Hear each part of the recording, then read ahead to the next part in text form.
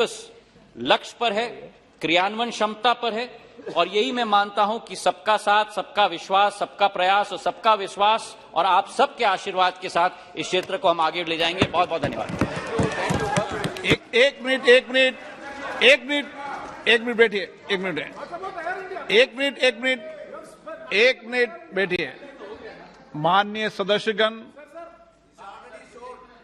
नागर विमान मंत्रालय संबंधित अनुदान मांग पर 4 घंटे चर्चा के स्थान पर 8 घंटे 10 मिनट तक चर्चा हुई है। 59 सदस्यों ने बोला है और 36 माननीय सदस्यों ने अपने भाषण को ले किया है। मुझे लगता है कि डबल 200% चर्चा हो चुकी है इस पर। कोई सुदीप बंदोपाध्याय जी को मंत्री जी ने आश्वासन दिया था कि हाँ, एक minute, Sudip Bandopadhyay ji senior. Sir, I feel Jyotiraditya Scindia is very articulate. I appreciate his performances, his style of reply, everything. But sir, I am surprised to see Tata Group has taken lease against 18,000 crores of rupees. That has not been mentioned in a budget speech. Why? Sir, when we board on the aircraft, Ratan Tata's 25 seconds message is being floated amongst the passengers.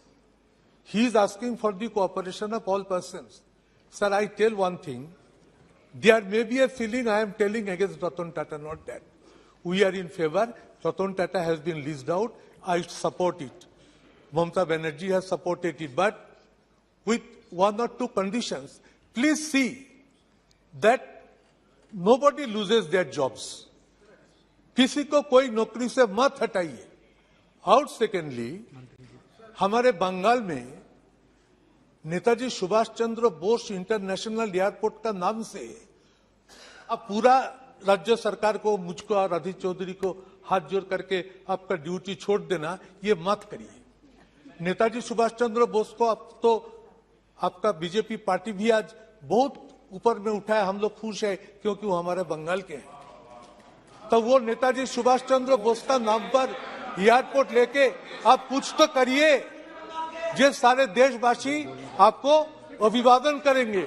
और इनको साथ हमारे बंगाल में जो छोटा छोटा airport का बात, चाहे वो अंडाल हो, चाहे मल्ला हो, चाहे कुछ बिहार हो, इसको बारे में भी आप थोड़ा थोड़ा अलॉटमेंट कीजिए। Sir, what is my feeling in my long experience of 50 years in politics? Eastern region of India is the worst sufferer of regional imbalances after independence. ये बंगाल हो, बिहार हो, असम हो, उड़ीसा हो, त्रिपुरा हो, हर स्टेट्स। इसीलिए बंगाल का इतना सारे देश का बारे में यह चर्चा हो गया। और बंगाल को चर्चा हुआ क्या, मैं और अधीर एक साथ हो जाए और उनको लिए कुछ जमीन निकाला दिया जाए। I was not waiting for this budget. And I want to hear from Jyotiraditya that how much and what was the settlement and how Ratan Tata agreed to take the airways lease and for which how much money this government had to pay to give their dues. After clearances of dues, more than 91,000 crores of rupees. After that only Ratan Tata agreed to take it up. I appreciate Ratan Tata's attitude. Let him carry the airways in a bigger way. We have our support. But let government must not hide the truth. In a long 90-minute speech, this is my request to Jyotiraditya. Thank you very much, Speaker, sir. दोबारा चर्चा नहीं होगी, sir. The demands for grants, it is being discussed here after privatizing Air India. I fully appreciate the articulation of Jyotiraditya Scindia, our learned friend. I do appreciate.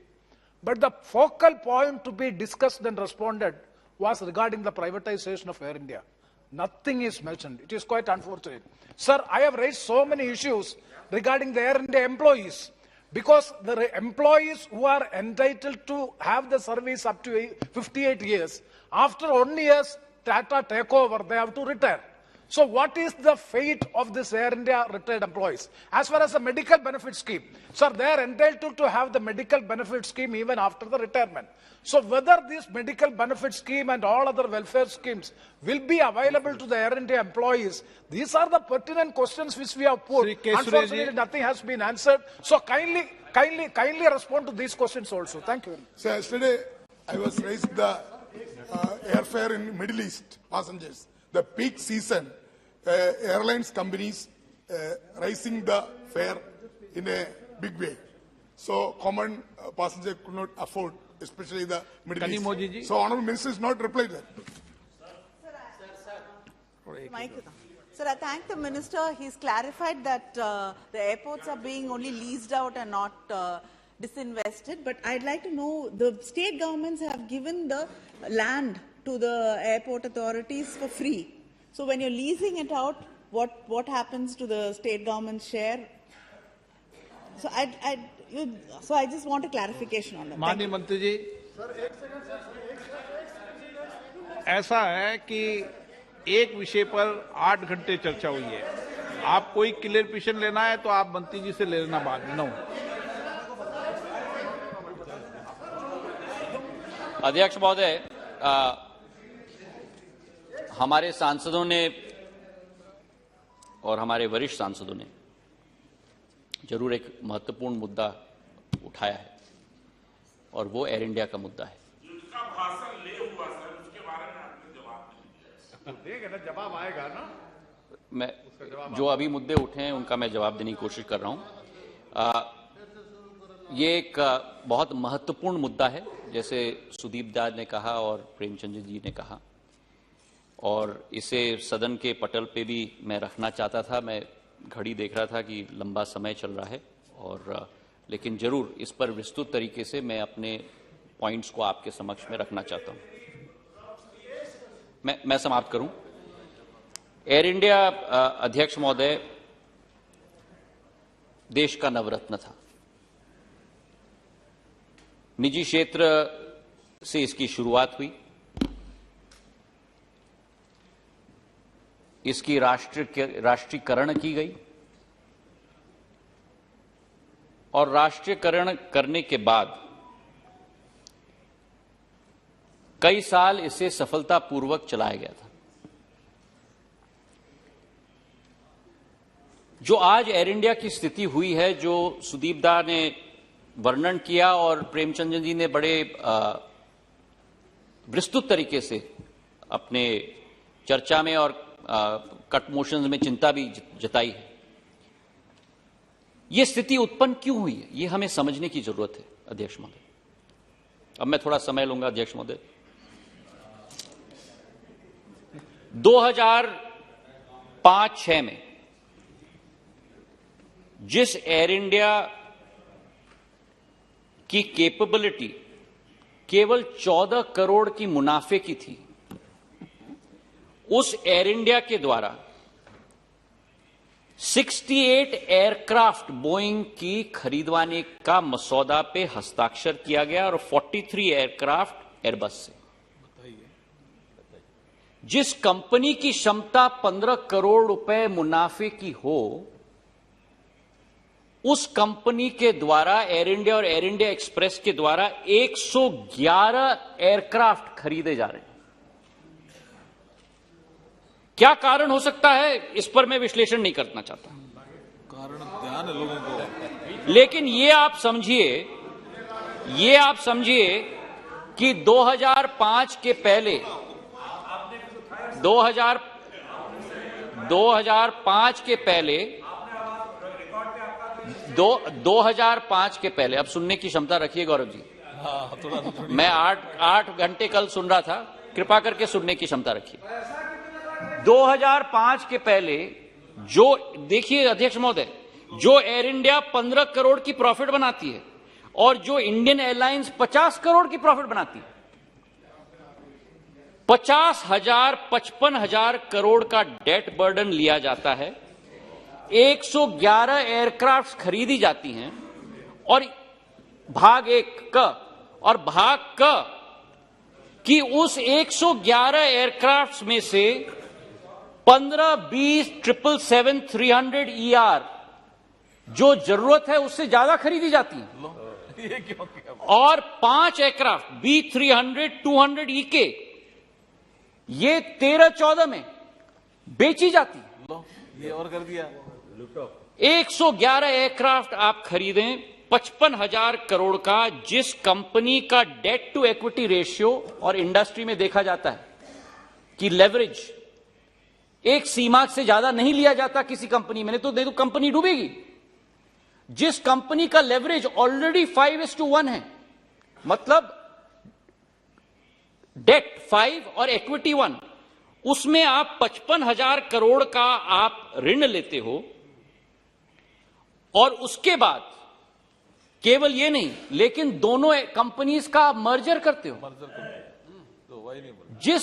दोनों कंपनियों की culture अलग, उनकी विचारधारा अलग, उनकी इंप्लॉइज की रिटेंशन प्रोग्राम अलग, उन दोनों कंपनीज को आप मर्ज करते हो, तो जो दो कंपनीज प्रॉफिट मेकिंग कंपनीज थी 2005 में, जिस साल मर्जर किया गया उस साल से 3,300 करोड़ का लॉस बनाने की शुरुआत की गई, और हर वर्ष 2007-8 से अध्यक्ष महोदय, अब देखिए अध्यक्ष महोदय, दाने मुझसे पूछा है तो मुझे जवाब देने का मौका दिया जाए, मुझे जवाब देने का मौका दिया जाए। 2007-8 से 2020-21 तक हर साल 3,000 से 7,500 करोड़ का लॉस, 85,000 करोड़ रुपए का loss, combined merger Air India का, acquisition of 111 aircraft, return sale of 5 B300 aircraft, 777 B300 15 in excess, merger of two companies with totally two different cultures, two different visions, two different employment retention programs, and you result in 20 crore का loss प्रतिदिन, 7,500 का loss. अब इसके आगे सुनिए अध्यक्ष महोदय, अब अध्यक्ष महोदय, इसके साथ साथ जो लिबरलाइजेशन किया गया, आपने पूछा तो मैं जवाब दे रहा हूं, नहीं तो मैं चुप था।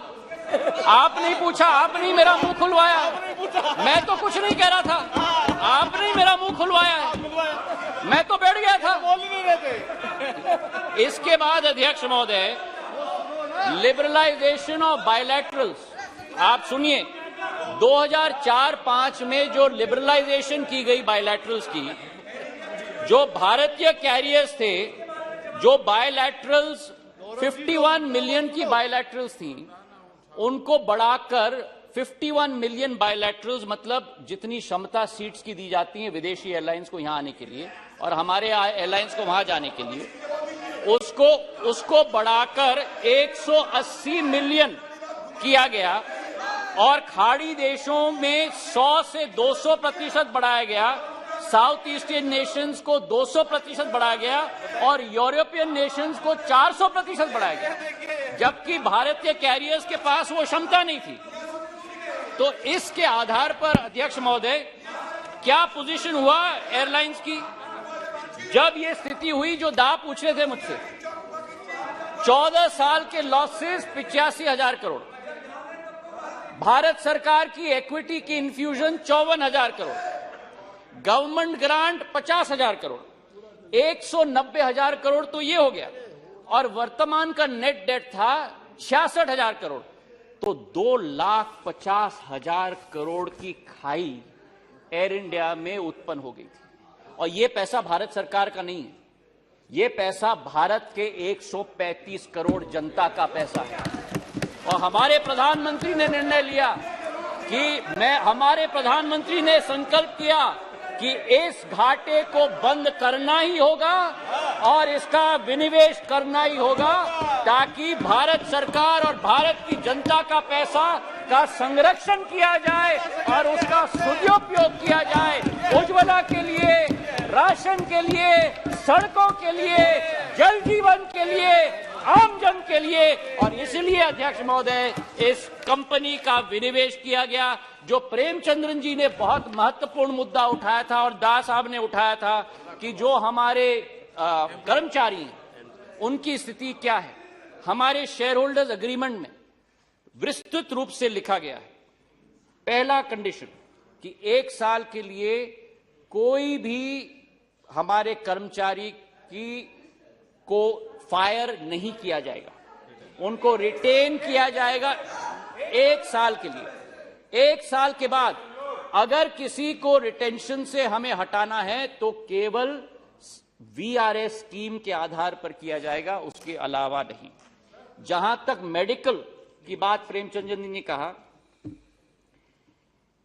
मेडिकल फैसिलिटीज रिटायरिंग और रिटायर्ड एम्प्लॉयज की जो भारत सरकार का व्यय होता था वही सीजीएचएस और नेशनल हेल्थ अथॉरिटी के आधार पर किया जाएगा। ये हम लोगों का संकल्प है। और इसी के साथ हमारी विचारधारा है कि कर्मचारियों की सुरक्षा भी उत्पन्न हो ताकि आने वाले समय में इस क्षेत्र को और इस एयरलाइन को भी दोबारा स्थापित किया जाए और भारत सरकार और भारत की जनता की पैसे और उनकी आमदनी की रक्षा की जाए।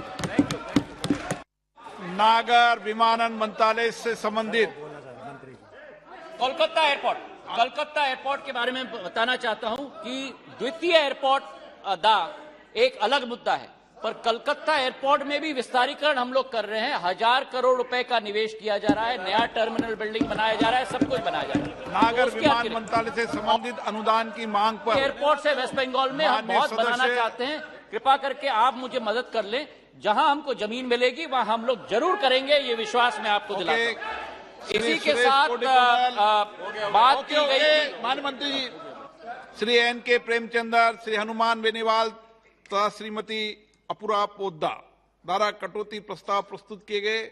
मैं सभी कटौती प्रस्ताव को सभा में मतदान के लिए रखता हूं।